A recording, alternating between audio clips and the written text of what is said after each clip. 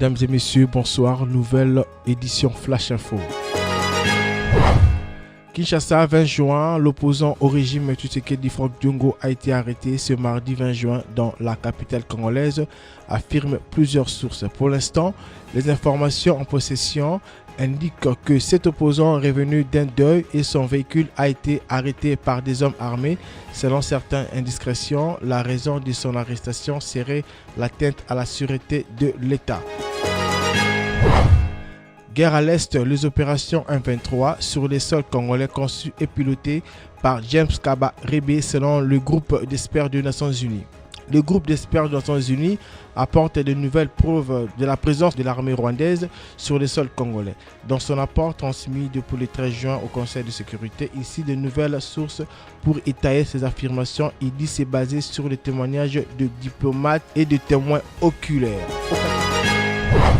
Au Katanga, 10 jeunes aux arrêts pour avoir attaqué les évêques de la Senko à Kasumbalesa. Ce sont les inciviques parce que sur eux, ils n'ont aucune pièce et ils ne savent pas où les situer. Ils sont citoyens congolais ou pas. Ils sont de quel parti politique et sur eux, il n'y a aucun indice d'un parti politique ni de la nationalité congolaise ou zambienne.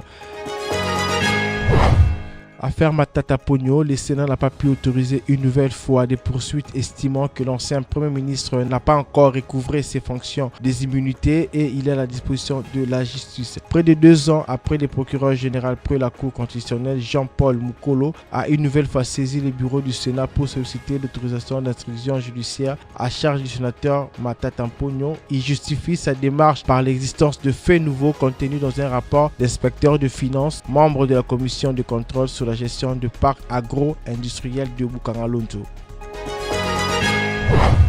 Godem Poyi, 48 heures pour se sauver. Le ciel semble nuageux. Pour le président de l'Assemblée provinciale de Kinshasa, Godem Poyi Kadima, est visé par une motion de défiance portée par le député provincial Mbonzi Wambonzi du mouvement de la libération du Congo, MLC en sigle. Dans la proposition de résolution portant d'échéance du président de l'Assemblée provinciale de Kinshasa, signée par plusieurs élus provinciaux, il est reproché au speaker la diffamation et l'atteinte à l'honneur des honorables députés provinciaux de Kinshasa, ainsi que l'abus de pouvoir dans l'exercice de ses fonctions.